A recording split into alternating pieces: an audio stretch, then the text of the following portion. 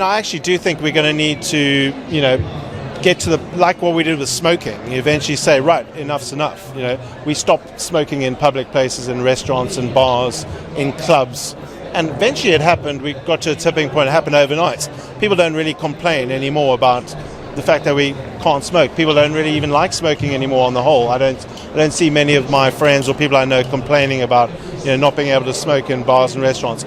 Similarly, I think we're going to need to get to the place where we actually get the big stick out and say, right, beyond a certain date, there's no longer any combustion of fossil fuels. We might need to do it, obviously, sector by sector, geography by geography. China and India will argue that they need longer because the West has caused the majority of the pollution over the industrialized era. Now that we're coming to the end of the fossil fuel era, we do need, from an equity point of view, we need to think about who stops burning when. But by 2050, there should be no more burning of fossil fuels at the very, very latest. If we could do this by regulation, what we need to do is we need to get to the Bank of England, which is the regulator, now has the authority under its mandate from the government to assist it in net zero. The International Agency says to achieve net zero, we must stop all new investments this year. So following the IEA report, following the mandate from the government, it is now implicit that the Bank of England must regulate and require all of the banks that it regulates to stop investing in new fossil fuels, and then take that to the COP as well. This is hopeful because the European Investment Bank is also doing it. We can get all of the international banks to do it, and then we get the entire financial system to stop investing in fossil fuels. My beloved sister Polly Higgins was working on ecocide law. She died unfortunately of cancer in 2019, and that work carries on.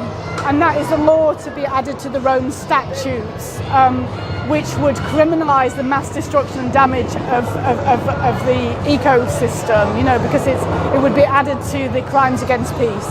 And it's really important to have business leaders again saying we need this kind of legal framework. It goes above all those trade agreements. I don't know if you know that the Energy Charter Treaty means that fossil fuel companies can actually sue governments for putting in policies to prevent fossil fuels.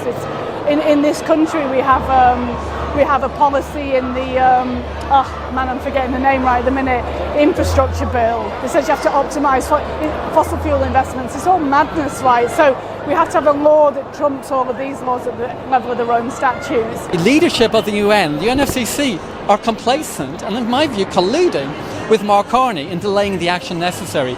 Mark Carney, since he stepped down as governor of the central bank, is now a vice president of a major private equity company in Canada. What does that company invest in? Renewables. Good. But it also invests in shale oil, gas and coal. So the person in charge of global negotiations on cutting finance to fossil fuels has a huge financial interest, conflict of interest, in being the vice president of a major multi-billion pound investor in fossil fuels.